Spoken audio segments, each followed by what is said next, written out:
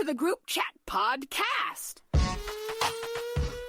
It is the Group Chat Podcast. Hope everybody is enjoying themselves today. I am Casey Gisclair. This is Mr. Nick Hebert. This is Mr. Damian St. Pierre. We're going to have Tommy Votto at some point in the show.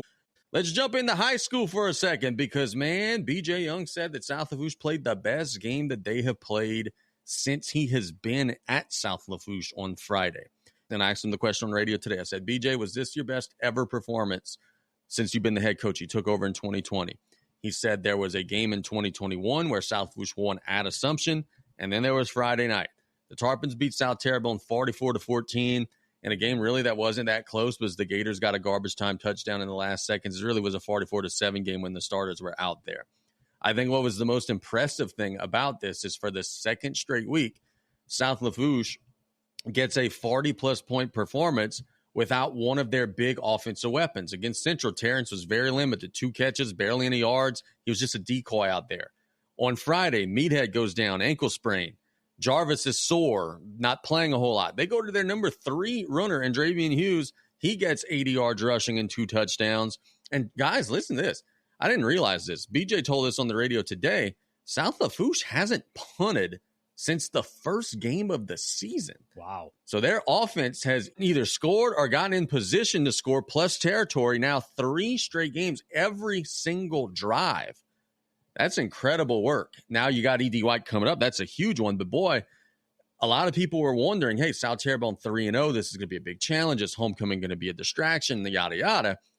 It was not, and it was an ass whooping. And Coach Aaron Babin of South Terrebonne admitted as much. He said, man, they beat us in every phase. And also shout out to that Tarpon defense. Got exposed a little against Central Lafourche, come back, force turnovers, only give up 14 points. Great performance all around. Kudos to the boys. That was awesome. Shout out to that Tarpon defense. They had kind of had some struggles in the first couple games, but they stepped up big time against South Terrebonne, getting stops, getting turnovers. That interception by who's 6? Tyrese. That was an incredible play. Interception.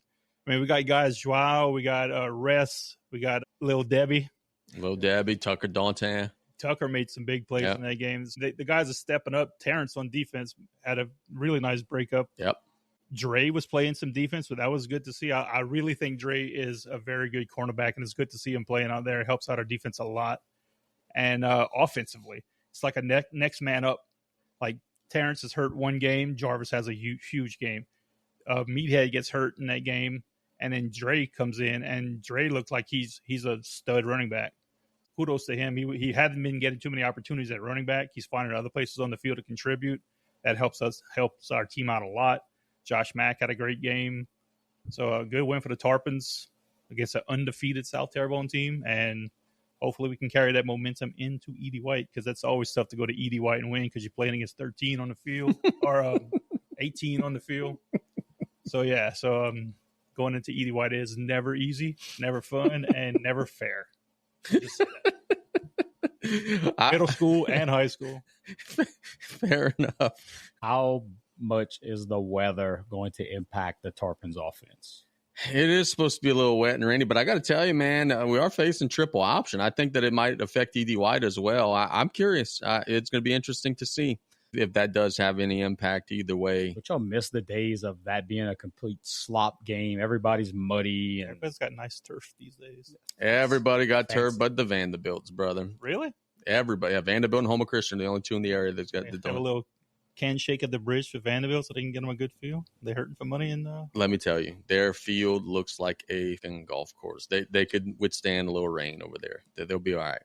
Let's talk about Josh Mack really quick. Shout out Lake and Filinich. Yeah, first career. Getting a lot of playing time on the last couple drives. Got a touchdown. Had a pretty big run at one point. Awesome job. That dude is going to be a stud. Yes, he will. And I was telling this to someone off the air last night. It's going to be fun watching the Carter Plaisance kid and Lakin in the same backfield. That's going to be a whole lot of fun in the next couple of years. And they have a good quarterback. The kid that's backing up Mack right now, that baseball kid, Robert, he ain't bad either. So good little offense developing down the Bayou. And remember, LCO kids. Bo and Carter Kale are going to be backs. And the 2 guards, the Terrebonne kid and the Allen kid, they're going to be back. You got 4 out of 5 back on the offensive line. Yeah, I know you got a big senior group, but you still got some pieces there. Josh Mack was 11 of 13 with 4 touchdowns. People don't realize he is now the school record holder in single-season passing yards, single-season completions, career passing yards, career passing touchdowns. Unbelievable work from him. The only thing that he's missing to have a clean sweep of the record book is single-season passing touchdowns, which he's only like 10 or so away already from breaking that. You got Ellender, Morgan City, and Assumption coming up. If they want him to break that record, he's going to break that record. We don't realize, man. Look, a lot of credit goes to T and Meat. A lot of credit goes to the big offensive line. We forget that dude slinging it out there under center is pretty damn good, too. How good is Assumption this year? That should be an easy dub. Last year, Josh Mack threw for 333 yards against Assumption. And then the year before, or 2 years before that, he threw for 306 against Assumption. Damn. So apparently Josh Mack has Assumption's number. Damn. That's pretty good. Nick with the stats. I like that. I said, what's this, you guys? You got a record book. Guys, go to tarpontales.org. Lots of interesting stuff. A lot of records for South Lafourche on there. It's not completely updated because this year's currently going on, but a lot of good information on there. Okay, yeah, that's legit, man. What are my guys in maroon and white? My Kyle Lassang team last week. They beat out of Ellender. Are they back? Yeah. Oh, yeah. They never really left. And that's the message here, y'all. Look, E.D. White's 1-3. So it'd be very easy to do the big Steve and say, oh, well, bro, South Terrebonne was 3-0, E.D. White. Like, no. E.D. White is the best team that you're going to have faced all year, and it's not close. Jesus. E.D. White lost to Jesuit by 3, Holy Cross by 1. These are Catholic League teams that are very good, and they're barely losing. The Hahnville game got away from them a little bit. They bounced back. They rolled past Ellender, and they run this triple option veer offense that's hard to prepare for. And if you do stop it, they got a quarterback in Barbera who could sling it too. They can go in the gun and throw it around. This is the best team that you will have faced all season long. It's going to be a big challenge. It's not an impossible challenge because I'm of the opinion South who should have beat Thibodaux and outplayed Thibodaux. So it's not impossible, but you're going to have to play another game like you did last Friday if you want to get a dub in that one. But are we healthy enough to be able to compete in a game like that right now? It's going to be tough. Meathead is going to play. The quote from BJ was, if I told him he's not playing, I would have to fight him, and I don't want those hands or something like that, he said. So Meathead's going to give it a go.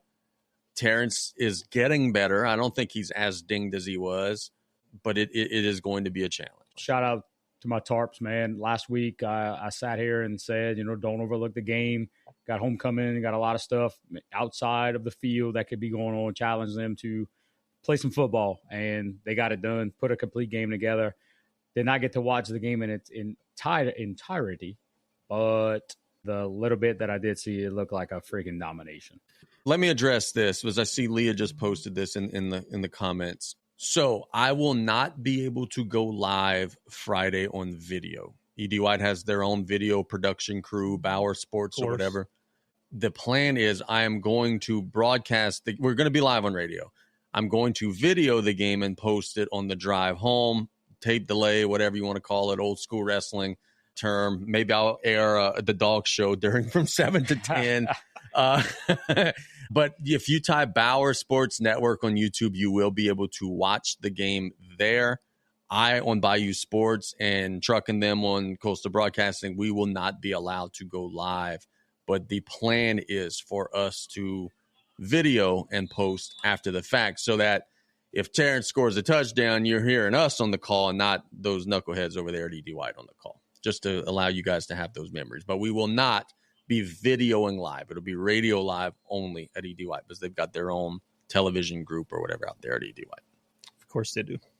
So, Nick, you asked about Assumption. They have lost their last 2 games by a combined score of 91-8. Just looking through all the single game records on that tarpontales.org page, a lot of them are against Assumption. Like the last 5 years, a lot of the single game records are against Assumption. That's legit.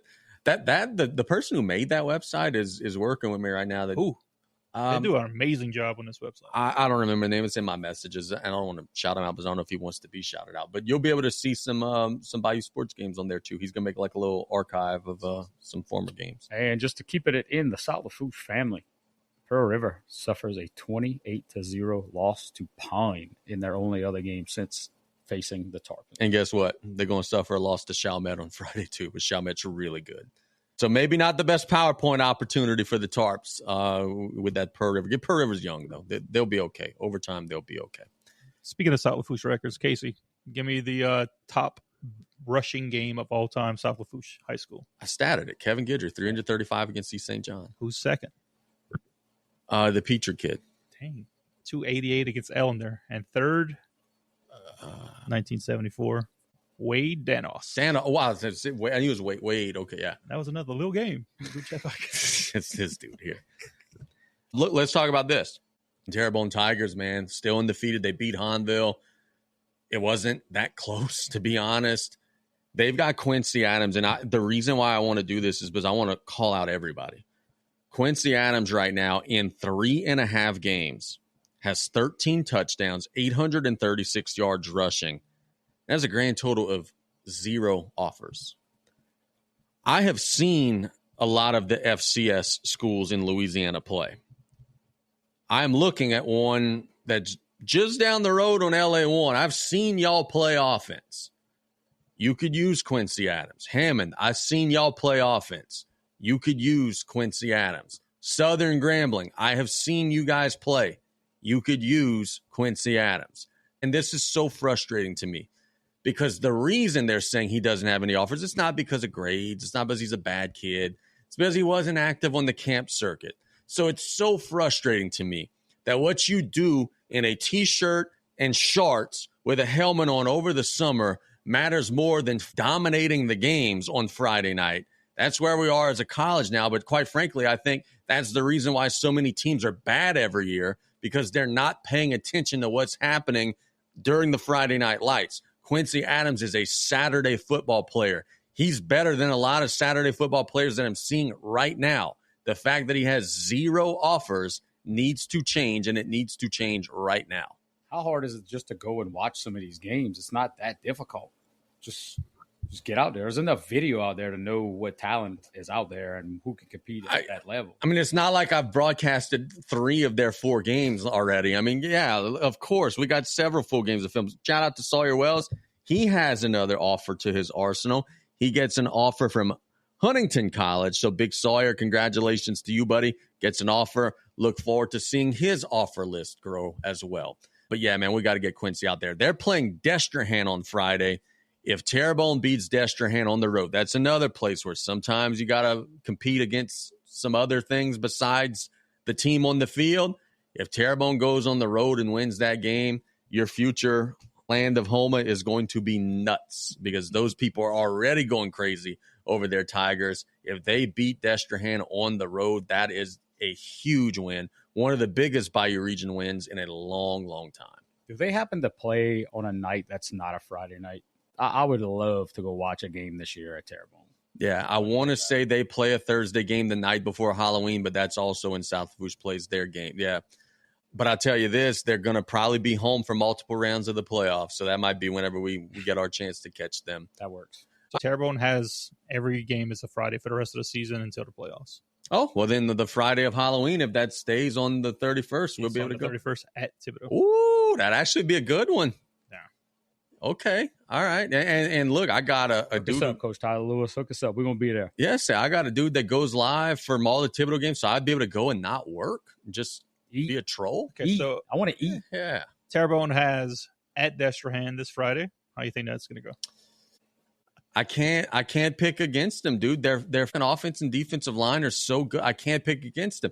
The Adams kid, Bear, gets 250 yards every week. And when you stop him, they say, okay, we'll just go to our fast guy, who's a 4-star, Celestine. They started throwing it to him. That's how they were trolling Hahnville. Hahnville said, all right, we're going to stack the box. They said, okay, we'll throw it to our 4-star. He had 7 catches for 160 yards. I can't pick against Terrebonne right now, man. So up next, they got St. Charles Catholic after Destrehan. They'll win that, I think. At East St. John. Easy dub. East St. John's horrible. Home against HL Bourgeois. Easy dub. At Thibodeau. Ugh. Easy dub. Yeah, easy dub. And then home against Central. Easy dub. Yeah, so. If they go 10-0, they'll be like the 3 seed in Division I non-select. They're the 2 seed right now. if the playoffs started today. It's crazy, man. So let's talk about this one more thing really, really quick. We got Vanderbilt and Lutcher coming up also on Friday night. That's going to be a big game in our local 4A district. Vanderbilt is undefeated. Lutcher kind of in that E.D. White mold where their record ain't great, but we all know that they are very good. Vanderbilt getting slept on a little bit. They don't like the fact that they're number 3 in my power ratings list. Nobody likes my power ratings list. The HL Bourgeois people are complaining. Everybody's complaining. Everybody hates the list. That's cool. You're more than welcome to start your own business and fail. That's fine. But tell me about Lutcher and Vanderbilt. Big chance for the Terriers to try to flex their muscles and show that they belong. Lutcher started off the season 0-2, a little surprising, right? Coming back with 2 straight dubs. Vanderbilt still unbeaten. Who they beat last week? I don't have it in front of me. Vanderbilt Morgan City. Rolled 50-20. Low garbage time action for Morgan City. Look, it's a test for both teams. Vanderbilt has not been tested yet. They're blowing out everybody, and Lutcher's got some skins on the wall right now. That's going to be where's it being played? That is at Vanderbilt. That's another. I'm not going to say it, but it's something similar to what Nick said earlier. Go ahead and say it. I already got enough trouble. That is going to be the night that they retire Elijah McGuire's jersey. So that should be a whole lot of fun out there. A lot of speed on Lutcher, a lot of talent on Vanderbilt. If we're picking, because I know we don't have a Friday show this week, if we're picking, Lutcher! Give me the Bulldogs is exactly what I was about to say. Yes, give me the Bulldogs. It's hard to go against Lutcher in those types of matchups. That's all for today's Group Chat Podcast episode. We want to thank you guys so much. We'll be back next week. But for Nick and Damien to my right and left and Tommy across the way, this is Casey signing off. Have a tremendous and wonderful rest of the weekend. You are listening to the Group Chat Podcast.